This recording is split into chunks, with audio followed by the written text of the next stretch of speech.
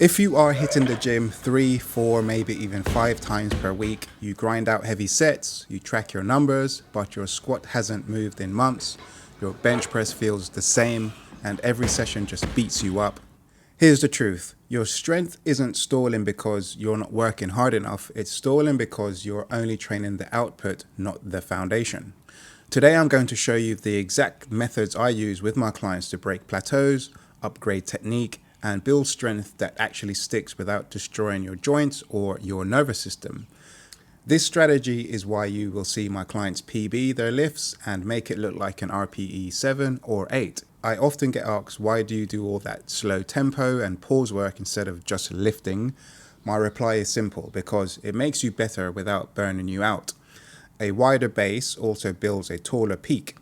By adding smart constraints like tempo work, pauses, and positional drills, we build a foundation so solid that when we finally remove those constraints, you're stronger, more efficient, and more bulletproof than ever before. Also then, when we remove those constraints for a period of time, you're stronger and better and can tolerate more. One of the greater overarching reasons why I use constraints as an integral principle is because I coach all my clients now remotely, but also it removes the need for lengthy cues or long explanations even in a one-to-one session. Coaching is a lot about actually asking the right questions. How can I make this person better? What's the most effective path to fix this issue? Constraints also allow me to answer these questions and program into the person the desired adaptations to drive them forwards towards their goals. When you run programming modalities, you should come out the other side having been reprogrammed or upgraded in some sense. Program is literally code, and you can have bad code and you can have good code.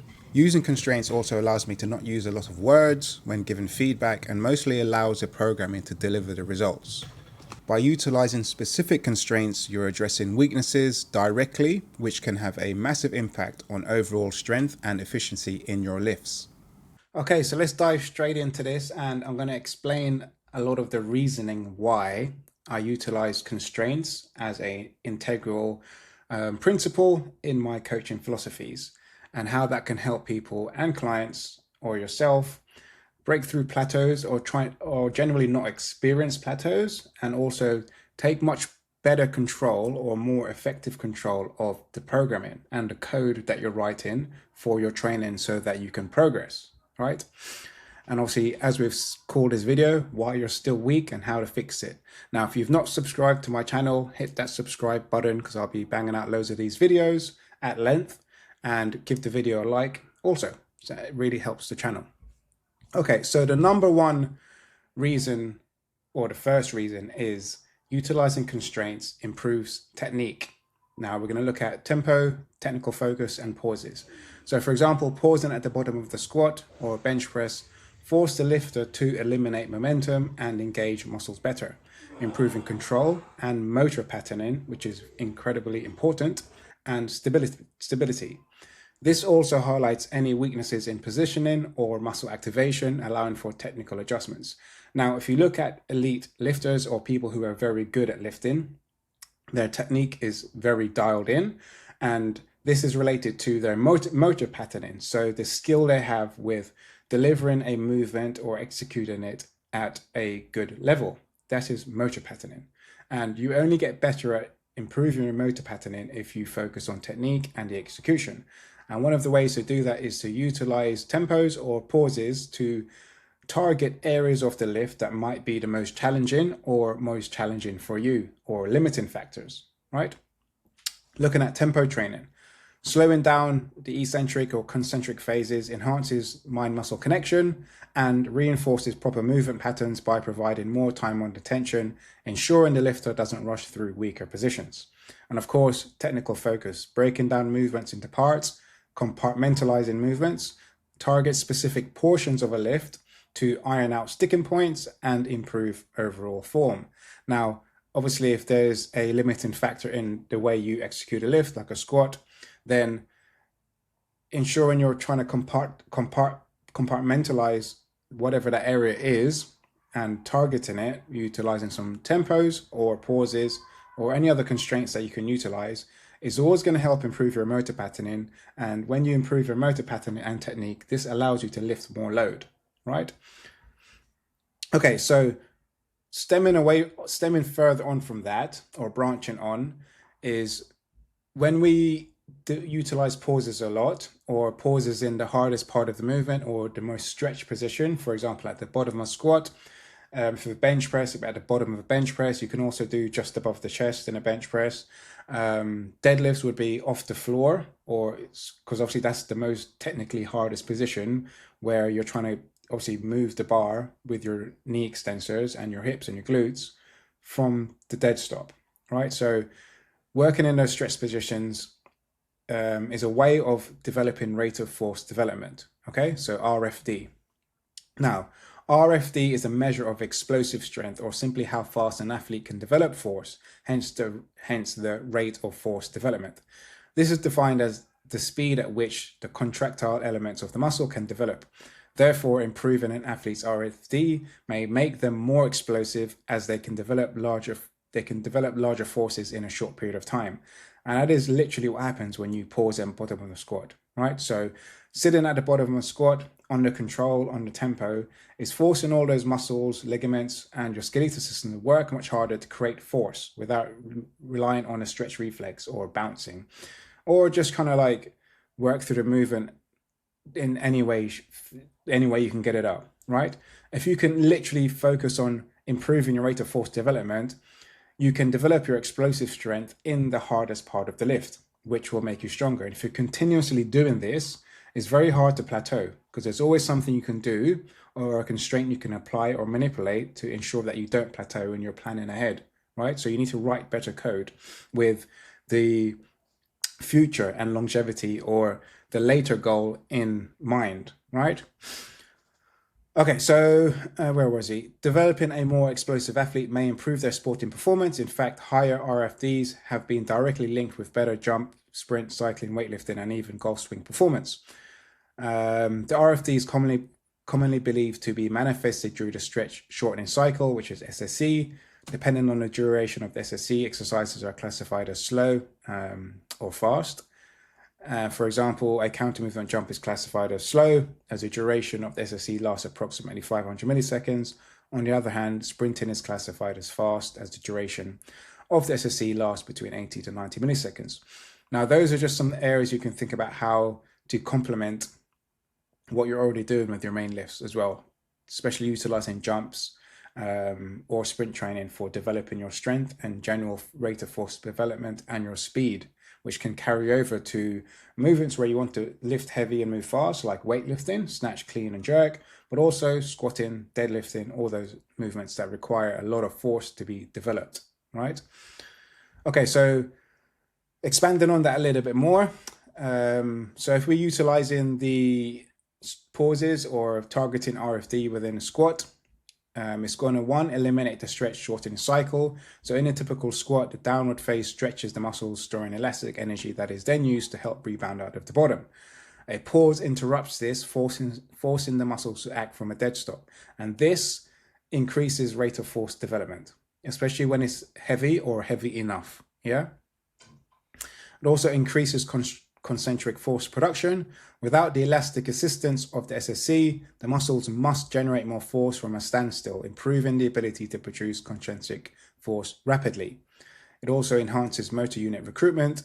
To generate the necessary force from a dead stop, the nervous system must recruit more and higher threshold motor units more effectively, leading to a better synchronization and activation of muscles. Now, this is a very key area to develop when you're trying to get stronger, but also utilizing constraints to develop rate of force development or technique. Now, one of the main reasons people don't benefit from pauses or constraints or utilizing certain variations, they don't benefit from it, is because they don't do it for long enough, right? If I'm looking at a lifter over a long period of time, usually 6 months to a year, me personally, especially if they need to develop their strength and they need to develop the technique, they're going to spend 2/3 of the time or 2/3 of a year actually utilizing pauses, and maybe only 1/3 of the years where they're not utilizing pauses, because This is a surefire way to continuously develop rate of force development, develop the strength, see progress without having to always redline yourself, write yourself off, risk injury. But also, when you do, you get used to it, your body adapts to that stimulus or way of training. When you remove that constraint and those shackles, then you can express a greater degree of explosive strength without having a constraint. So then you drive progress even further, right? And for the most part, you want to spend as long as possible building the widest base you can for your foundational strength. And spending a lot of time building your base just builds to your top end without you having even to go there, right? This is one concept that people don't understand.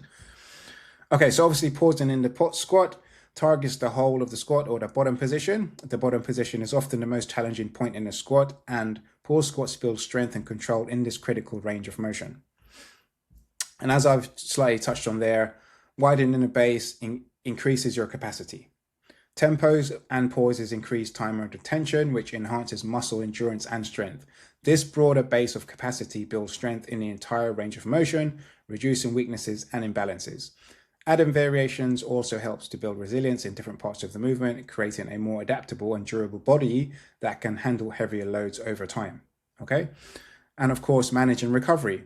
One of the key areas of utilizing constraints and utilizing pauses, tempos, different variations is it helps to manage recovery over a long period of time, but also looks at training with an eye of longevity, right? If you're consistently just maxing out all the time or just squatting for the whatever, just randomly squatting and doing as much load as you can, that doesn't help your longevity in that movement or in that sport or reducing your risk of injury. However, constraints do that, right? So with the constraints applied, we can reduce load, increase quality by focusing on tempos or pauses. You can lower the overall weight being used while still maintaining high levels of intensity. And intensity is actually key for progress. It's not the load on the bar, it's the intensity of the training session. This helps reduce wear and tear on joints and the nervous system, allowing for effective recovery while still making progress. And we have to remember, it's not how much training you can do, it's what training you can recover from that actually drives progress. We also have the element of controlling fatigue. Slowing down the movement reduces the load but maintains intensity, allowing for continued progress without overloading stress that constant heavy lifting can induce. This helps prevent burnout and overtraining while still stimulating strength gains. And of course, one of the key areas there is developing positional strength. At especially points where technique tends to break down is an excellent way to target specific weaknesses in strength training movements like the squat, deadlift, or bench press, or any skill-based exercise movement. You have to compartmentalize those positions and develop the positional strength in there to actually keep progressing, right? And of course, targeting weak points in the range of motion, pausing in pivotal positions by incorporating pauses in areas where form typically breaks down. As we've mentioned, the bottom of a squat, the midpoint of a deadlift, or just above the chest in a bench press, you can target weak points and strengthen the muscles involved. These are often the points where lifters lose stability or struggle to maintain tension.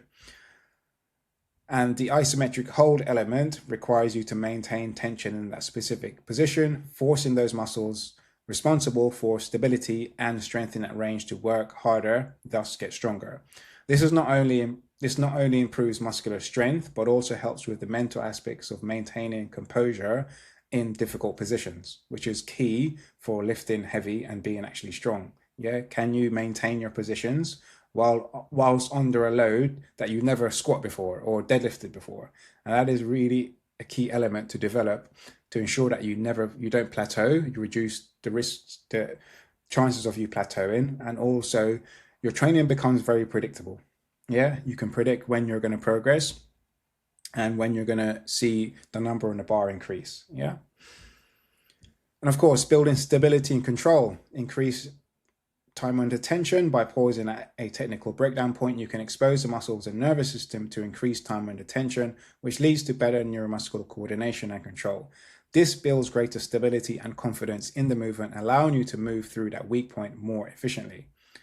It also improves joint stability. Pausing reinforces joint stability, particularly in positions where alignment may usually falter or be a little bit risky, right? For instance, incorporating double paused squats that can help build stability in the trunk, glute, hips, and quads, hamstrings, or pausing at the bottom or the start point off the floor of a deadlift reinforces spinal alignment and core bracing.